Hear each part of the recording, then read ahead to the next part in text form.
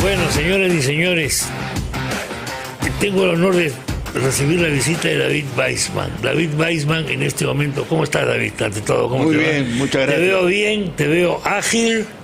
Gracias. Sé que sigues caminando como un trotamundos. Así es. Pero me imagino que en este momento, al conocerse la noticia de que Toledo ya es inminente que sea traído al Perú, debes tener una sensación especial, un poco extraña quizás, para los que no hemos estado tan allegados al expresidente. Tú has sido vicepresidente de la República con él. ¿Cómo te sientes en este momento, David? Bueno, son sensaciones encontradas muy fuertes. Por un lado, una profunda tristeza me conmueve, me quiebra realmente cuando escucho y veo la situación en la cual está Alejandro. Y por otro lado, indignado por la deslealtad y la traición de la cual yo fui víctima. Y fuimos víctimas, muchísimos, que estuvimos en el entorno de Alejandro, muchísimos, y que creímos en él, y que creímos en esa lucha previa a llegar a la presidencia, de lucha contra la corrupción. Pues claro, con calles, con la salida a las calles, los gases lacrimógenos y tanta cosa, ¿no? Correcto. Y el mismo Alejandro, antes de que sea presidente, me apoyó muchísimo para que yo logre ser presidente de la comisión investigadora del caso Montesinos Fujimori. Claro. Él mismo, antes de ser presidente, en aras de cumplir con sus ofrecimientos en los grandes mítines que pedían justicia y lucha contra la corrupción. Y por eso me apoyó para que sea presidente de la comisión investigadora. Y luego salimos elegidos, tanto el presidente y yo vicepresidente, y cometer todas las fechorías que cometió. La verdad que es indignante, realmente es una cosa que no se puede... Ni tú ni nadie, creo, o muy pocos podían imaginarse la evolución del personaje, ¿no? Evidentemente. Correcto, correcto. Porque el personaje sufre una evolución. Así es. No lo conozco yo como para decirlo, pero te lo pregunto. ¿Qué pasó en el cerebro de ese hombre? ¿Qué pasó en el espíritu de este hombre, estando en el poder? Sí, te voy a hablar. Muchas veces se olvida, y todo el mundo nos olvidamos, me incluyo. En las etapas de la vida de las personas, cuando yo conocí a Alejandro y él me invita a que participe con él en el partido, una de las cosas que fue más impactantes en mí fue cuando él, a un grupo de personas, nos lleva a conocer el lugar donde él vivió. Okay. Y cuando entramos a la casita que existía, nos muestra las huellas de las velas en la pared. Como no tenían ni electricidad, entonces compraban velas, las pegaban en la pared con la misma, derritiendo la vela. Y con eso él estudiaba. Esa es la primera parte. Y luego viene la segunda parte. Me salto todo un periodo de años en donde ya él vive en una casa confortable, a la cual concurrí cientos de veces yo, y luego sale elegido presidente. Hasta la etapa donde no es presidente, una absoluta generosidad, humildad, y sale elegido presidente y es otra persona. Eso es lo que me llama. Un cambio, pero brutal, brutal. ¿Qué pasa en el cerebro de la gente cuando tiene poder? ¿A qué se debe esa transformación? Y yo creo que en la mayoría de personas que llegan a tener poder, sea político o económico, yo creo que se olvidan que son seres humanos, se olvidan que existe Dios y creen que ellos ya se convierten en Dios, Eso es. en todopoderosos. Y lo viví con Alejandro. Una transformación impresionante. O sea, era otro personaje, no era la persona a la cual yo conocí. Inmediatamente nomás que salió elegido, ya. Y lo más ¿Qué fue lo que impactante de esa rápida transformación, qué fue lo que más te llamó la atención o te sorprendió? Claro, fue que a los pocos días nomás, mira, siendo yo vicepresidente, ya elegido como él de la República, me apartó totalmente. Tanto a mí como a algunas otras personas, a muy pocos. ¿En qué se notaba eso? ¿Cómo cambió su trato contigo, personal? Sí, cambió el trato personal, no me hacía partícipe ya de las reuniones de partido, de las reuniones de jefe de Estado, y peor todavía, yo era vicepresidente y congresista de la República, y no me hacía partícipe, porque comenzó a pensar diferente. El problema, Chema, que transforma a las personas, como seres humanos tenemos tentaciones muy grandes en todo aspecto de la vida. Cada persona tiene inclinaciones de tentaciones que las quisiera cumplir en el aspecto del amor, en el aspecto sexual, en el aspecto empresarial, en todo aspecto, en el aspecto familiar, en todo aspecto. Pero también tenemos una ansiedad muy grande por lo que se llama el dinero, además del poder político, el dinero. Y el dinero, a las personas que no tienen fortaleza ni tienen formación sólida de papás y mamás en su vida, son muy débiles y se dejan rápidamente conquistar y corromper por el dinero. Hay que ser muy, muy fuerte para no caer en esa tentación. Y eso es lo que le pasó a Alejandro. Cayó fácilmente y rápidamente en esa tentación del dinero. Exactamente. En el momento en que se produce este apartamiento, o él te aparta, o te deja de hablar, te deja de consultar, etcétera, ¿fuiste el único con el que hizo eso, o hubo otros también con los que hizo lo mismo, o no? Bueno, fuimos muy pocos, creo que fuimos 2 o 3 personas nada más, pero el más emblemático era yo. ¿Tú crees que él temía algo de ti? ¿Temía alguna cosa? Por ejemplo, que se enterara, que tú te enteraras de algo, que tú supieras algo.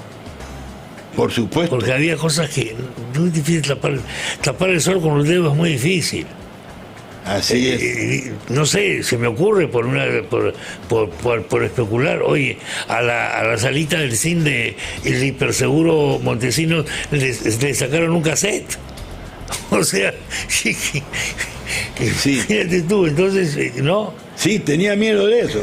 Él tenía miedo de eso. Sí, terror, no miedo, no. Terror de eso. Terror de mí, de que yo me entere de algo. Y tan cierto es esto, lo dije en la prensa en varias oportunidades. Efectivamente, hemos hablado sobre eso. Sí.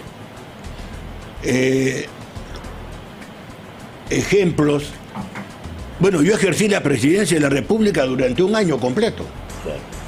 Si se suman todos los viajes que hizo Alejandro, yo me quedaba a cargo de la presidencia de la República, porque ya lo habían bajado a Raúl por otros problemas que no es el caso de hablarlo. Sí. Ni me interesa hablar de ese tema tampoco. Lo de Raúl Díaz Canseco. A Raúl, sí, lamentable, ¿no? Bueno, y entonces alguien tenía que quedarse a cargo de la presidencia de la República cuando él viajaba. ¿Y qué pasaba en ese momento? Él cerraba todas las oficinas, la dejaba con llave, y yo como presidente tenía que despachar con los ministros en cualquier hueco que encontraba en palacios de gobierno. Ahí despachaba. Y si tenía una necesidad fisiológica de ir al baño, Sí. no tenía baño. ¿No tenías baño? No, tenía que recorrer casi 1 kilómetro de distancia entre el lugar donde yo estaba despachando y tenía que ir al baño de los que estaban cuidando la puerta posterior de Palacio de Gobierno que da hacia el puente, Sí, claro. el hacia puente el río, arriba. todo, claro, el puente. Hacia ahí tenía que desplazarme, porque lo cerraba todo, no quería que entre. ¿Por qué tenía tanto temor de que yo entre a las oficinas donde él despachaba todos los días? ¿Qué cosa es lo que ocultaba ahí? Es decir, eso no me imaginaba esto. Y del eso me baño. pasó durante 1 año completo, imagínate. No, y además llegamos a un momento de tensión tan grande que lamentablemente, como yo no compartía cosas malas que hacía Alejandro, los viajes indebidos, las parrandas que hacía en avión, las parrandas que hacía aquí en esta famosa playa que está en el sur, me agarró un odio, su querida esposa, un odio, pero no sabes, terrible, injusto totalmente. ¿Qué temía ella de ti? Lo mismo. Lo ¿no? mismo. Lo mismo.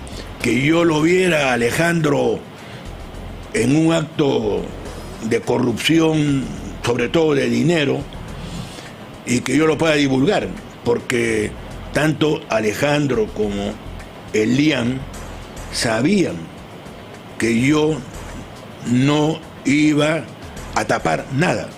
Ellos sabían perfectamente. Lo que pasa es que ellos se equivocaron conmigo, ¿no? O sea, pensaron yo soy una persona de la colonia judía, Elian también. Ya. Su gente más cercana, gente muy buena también, muy buena, que tenía tanto Elian como Alejandro, eran de la colonia judía. Joseph Maiman, Claro. de la colonia judía. Claro. Entonces pensaron, me imagino, ¿no? Porque me correteó mucho tiempo Alejandro para que yo acepte ir. Yo no quería saber nada con la política, pero me correteó tanto tiempo el propio Alejandro, porque yo daba conferencias, yo era presidente del sector de la pequeña industria en el Perú en esa época, claro. en la Sociedad Nacional de Industria. Sí, claro, desde luego. Y entonces pensó, como es de la colonia, va a ser mi aliado en las cosas de corrupción, me va a tapar todas mis cosas, y lamentablemente para él se equivocó con mi persona. Yo he tenido una educación completamente diferente, lamentablemente y penosamente, a la que ha tenido Alejandro, lamentablemente, ¿no? Sí, admirable que una persona tan pobre como Alejandro Toledo, y en las condiciones que yo comprobé que él vivió en su vida, haya llegado tan alto gracias a su esfuerzo, a su inteligencia, y a gente que lo quiso ayudar y lo llevó con una beca a Estados Unidos a estudiar. Sí. Todo lo echó por la borda, todo lo echó por la borda, cuando no había necesidad de hacer eso. Es una pena y un ejemplo tan malo para la juventud peruana, un ejemplo tan malo para todos los que han seguido siendo presidentes en este país, porque la mayoría de los que han seguido después de él están presos, ¿Qué cosa es alcaldes presos, como la señora Susana Villarán, el señor Lucho Castañeda Locio, por corruptos. O sea, ese es el ejemplo que él dejó. Eso es lo que a mí me indigna. Tenemos un gen malogrado acá. Me rompe, me jode. Te jode. La verdad es de la palabra, ¿no? Te jode, claro. Sí, me jode. Porque no hay derecho, pues. No hay derecho. No hay derecho que haya tenido una oportunidad tan maravillosa de llegar a ser presidente de la República después de no haber sido nada, gracias a él mismo, y gracias a él mismo se hunde en la porquería. Antes que tú llegues, David, estuvo un abogado penalista y le dije que haga un cálculo más o menos de qué le puede esperar a Alejandro Toledo. Y me dijo, no menos de 18 años. Él tiene 75. ¿Qué significa esto? ¿Cómo, cuando ves eso, güey, cómo? Claro, esa es la otra parte de mis sentimientos como ser humano. Como ser humano. Y como la forma como fui educado, ¿no? Ahí me quiebro, ahí me da mucha tristeza, mucha pena. La verdad que es bien difícil para mí, porque no es que yo he estado los 5 años de gobierno con él, he estado 10 años, los 5 años anteriores. Anteriores, claro. Cuando se cambió de nombre al partido, sí. yo soy uno de los fundadores del nuevo nombre del partido Perú Posible. Perú Posible, sí, claro. Y contribuí con una serie de informaciones y toda mi experiencia como pequeño industrial, como microempresa, que le gustó muchísimo a Alejandro y que lo tiró por la borda. Al día siguiente que salió elegido, se olvidó de todo el programa que yo le llevé y que está en el programa de lo que se iba a aplicar durante los 5 años de gobierno. El plan de gobierno contiene por lo menos el 15% de mis aportes para aplicarlo, y no se aplicó ni 1%. Se olvidó totalmente. Hizo cualquier cantidad de barbaridades, como por ejemplo, una de las cosas que a mí me indignó hasta lo máximo, reconocer por lo bajo ilegalmente a la China como economía de mercado. Sí. Manipulando al diario El Peruano, y tengo toda esa información, para que no se publique. Y él lo firma en la China cuando lo invitan, en una invitación. Para que no se publique. Claro, y no se publicó, hasta después de muchos años, cuando ya los efectos habían pasado, sí, y los hechos estaban consumados. Entiendo. Durante tu gestión como vicepresidente y como congresista, ¿fuiste tentado por poderes económicos? ¿Alguien te insinuó alguna cosa? ¿Te dijeron, ya pues, bueno, sabemos que tienes plata, porque tú tienes, no te voy a decir que seas el rey Midas, pero has tenido siempre una posición bien en materia económica, digamos. Pero lógicamente el dinero llama al dinero, y entonces de repente alguien llegó por ahí y te dijo, mira David, ya pues no te sulfures, no seas fosfórico, vamos a llegar a una transacción. ¿Ha pasado algo así en tu vida, David?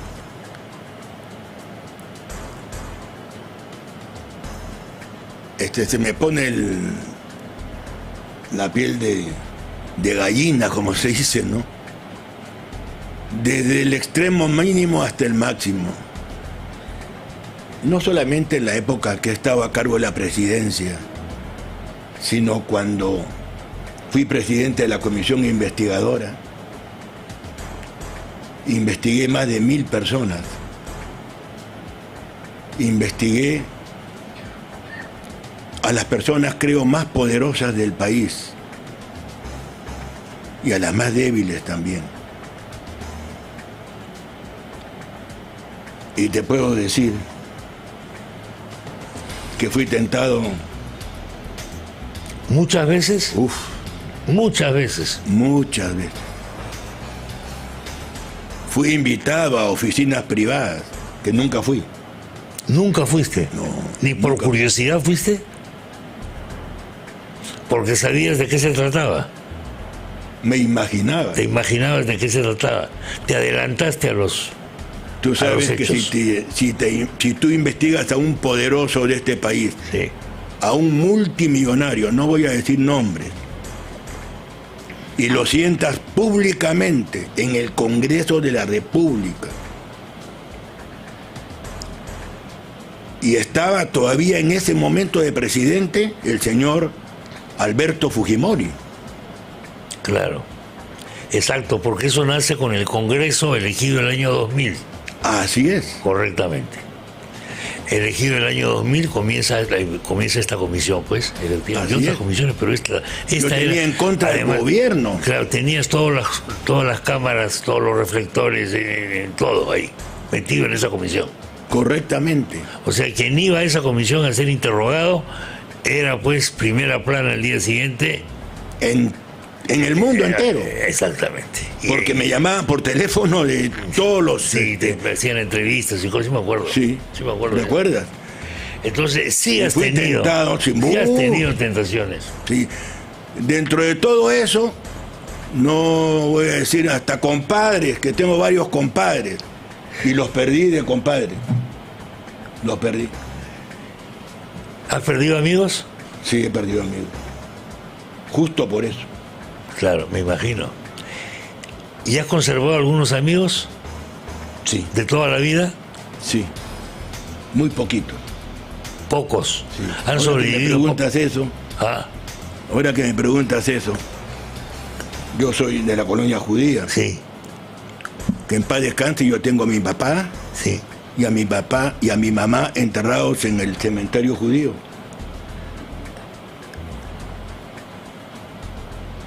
Los fujimoristas decían que yo estaba protegiendo porque habían varios de la colectividad judía gravemente comprometidos en corrupción. No, tampoco voy a decir nombres. Claro.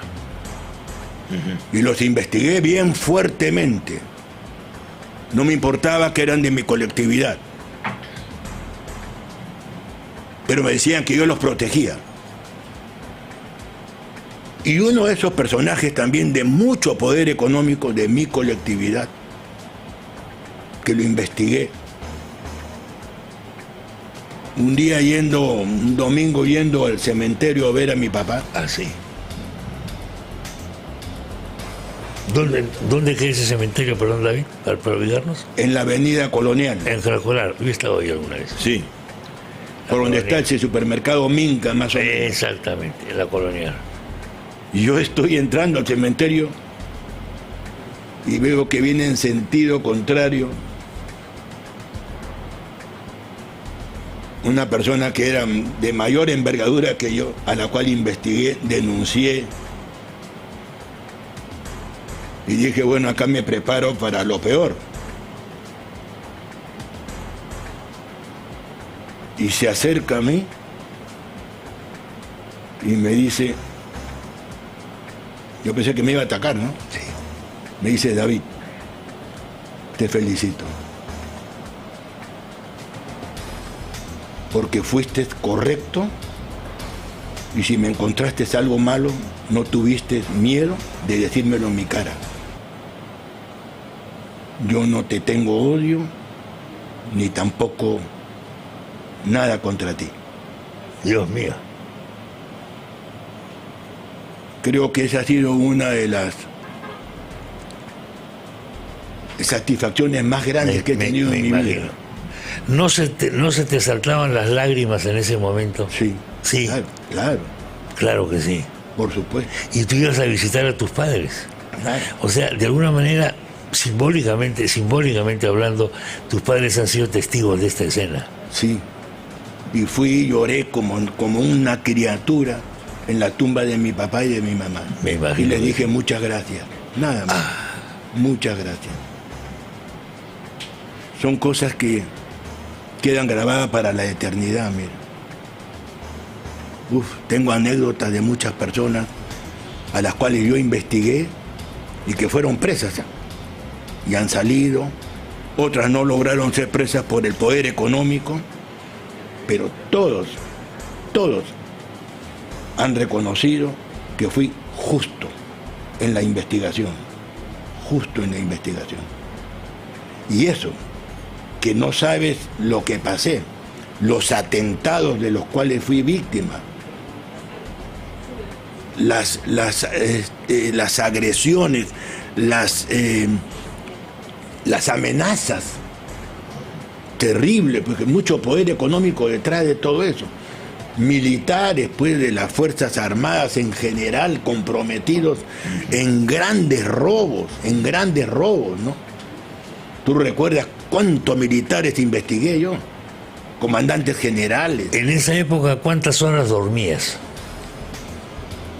Bueno, ¿o no dormías? si yo estuviese contigo solo, sí, lo que tendría que hacerme, no, te digo la verdad, es abrir acá y mostrarte una condecoración que tengo acá. Claro. Tengo el pecho roto y cosido por un preinfarto que me dio, porque por el afán de llegar a la verdad contra la corrupción, no dormía y tomaba Red Bull. Señor Dios mío. Todos los días, 2 latas de Red Bull. Eso es terrible, no te causó ningún efecto. Claro, me llenó las arterias. Efecto cardíaco, pues claro. Y tuve este problema cardíaco. El corazón afuera, me sacaron la vena principal para poderme hacer 4 bypasses. Ese es el resultado de no dormir y de consumir una sustancia porque yo, ¿cómo sabía de esa sustancia? Por mis hijos. Cuando mis hijos estaban estudiando para dar su examen, se tomaban un Red Bull, entonces yo dije, y quienes me odiaban eran todos mis asesores, los abogados, todos que estaban conmigo me odiaban, porque no podían dormir tampoco. Bueno, es que fueron momentos. Bueno, es una anécdota. En nuestra época no había Red Bull, pues. No, claro. No había Red Bull. Había otras cosas, ¿no? Sí, pero no eran tan malas ni tan eficaces tampoco a su vez. Increíble. Pero te veo bien de salud, ¿eh? Sí, adiós, gracias, me cuido mucho. Tú eres creyente, tú eres muy creyente, ¿no? Sí. Y practicante, practicas. Así es. El judaísmo lo practicas. Lo practico, sí, practico el judaísmo. Y creo en el judaísmo, como cualquiera cree en su religión y debe de creerla. Debe creer más en la religión que inclusive en los que la impulsan, la manejan. Porque a pesar de ellos a veces. Así es. A pesar de ellos. Así es. A pesar de ellos. ¿Y cómo estás esto? Me recuerdan que hubo un robo en tu casa, ¿no? ¿En qué, perdón? Un robo. Claro. En tu casa. Sí. Me lo recuerdan en este momento. Sí. Hola, mi hermano. Ahí está el que me lo recuerda. Oye.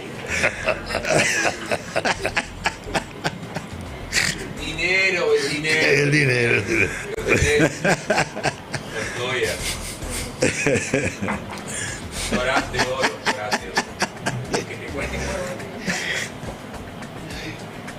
Es el Fíldica. ¿Has oído, no? Que te cuente cómo fue que robaron en tu casa, dice. Bueno. ¿Has oído? Yo habían salido un chofer que tenía con la empleada que tenía en ese momento, la única empleada, y el jardinero le hizo una llamada al chofer diciéndole que quería entrar a recoger una maquinita que había dejado dentro de la casa. El otro le dijo que no se podía porque no había nadie, y en ese interín de esas conversaciones, bueno, llegaron los delincuentes con una pata de cabra, rompieron la puerta, entraron y se llevaron toda la platería.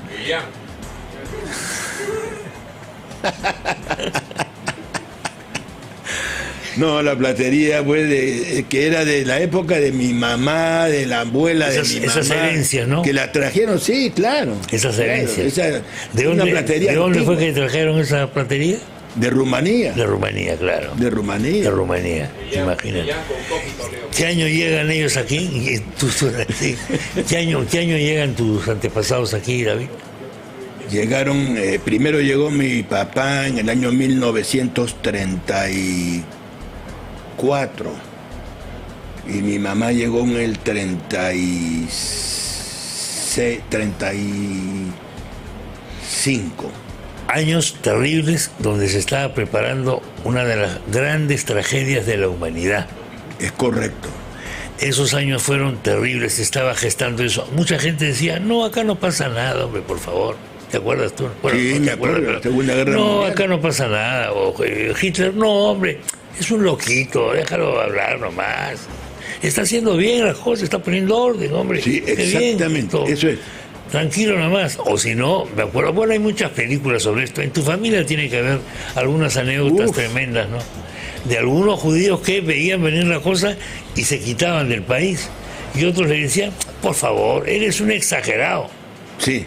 Eres un exagerado. Además, ¿qué vas a hacer allá? Te vas con una mano adelante y otra atrás. Correcto. Hasta que comenzaron a sentirse los malditos pasos de las botas en la vieja escalera de tu edificio. Te tocaron la puerta y tú estabas diciendo, sí, ¿en qué lo puedo servir? Y entraron. Listo. Sea. Bueno, ustedes tienen esa cosa tremenda, esas tragedias familiares tremendas, Sí. que sabes que, por supuesto que nadie se puede hablar, pero forman el carácter, hermano. Sí, efectivamente. Así es. Así es. ¿Tú has estado en Auschwitz? ¿Has visitado Auschwitz? No. Yo he visitado Auschwitz. ¿Sí? Con nieve. Ah, mira. Y hasta ahora yo creo que sigue oliendo a quemado, hermano. No puedo creer. Es una cosa, en Polonia estamos hablando. Sí, de Polonia. Con una claro. nieve terrible. Y en fin, pero bueno, para ir terminando, David, porque te toca caminar, ¿no? Caminas todos los días, ¿no? Sí, así es. Te toca caminar como yo. Camino bastante, en mi labor diaria inclusive, mucho. ¿Trabajas? Muy poco tiempo ando sentado. Caminando. ¿Cómo ves las cosas ahora en nuestro querido Perú? Bueno, bien complicadas. Muy complicado. Muy extremadamente complicadas. Muy complicado. Lo más grave, porque no hay rumbo. Justamente lo que comentábamos, yo comencé el programa hablando de eso. Ah, sí. Esto está al garete, viejo. Y hay encuestas que te lo están demostrando. Sí. Ese es el problema más grave del país. Se cometieron errores súper graves de los grandes poderes económicos, no de todos, ¿no? Pero manejaron equivocadamente Sí. el sistema. Exactamente. Hay una encuesta acá que sale diciendo, ¿usted considera cuán unido cree usted que está el Perú? O que están los peruanos unidos. Esto no, en el cuadro anterior. Bueno, y lo que dice que es, ahí está. Muy dividido. Hay una división, algo desunido, muy desunido, entre algo desunido y muy desunido, 70 y tantos % de desunión entre los Desunido. Desunido. ¿Qué nos ha pasado? ¿Qué hemos hecho, David? O tenemos un karma, una maldición rara. Una maldición. Como nación. ¿Qué pasa con nosotros, Dios mío? Así es.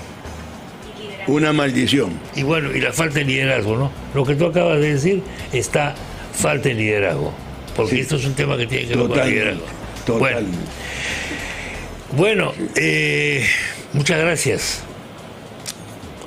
señor David Weissman. Bueno, muchas gracias por te la agradezco visita, muchísimo a ti, más bien. Ha sido Te veo bien. Muchas gracias. Te veo bien, te veo ágil, te veo juvenil, la voz la mantienes. No puedo yo decir lo mismo.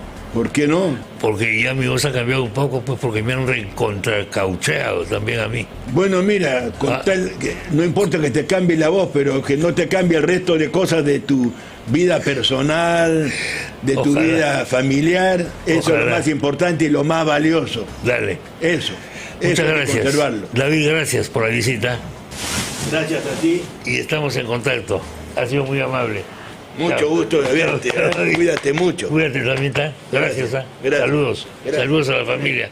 Bueno, David Weissman, al que no se le escuchaba hace algún tiempo, pero al que sinceramente vale la pena escuchar. Me pongo en su pellejo y lo comprendo cuando dice que sentimientos se dan de cabezazos, se dan de encontronazos, ¿no? Cuando ocurre una cosa como esta con el presidente Toledo. Bueno.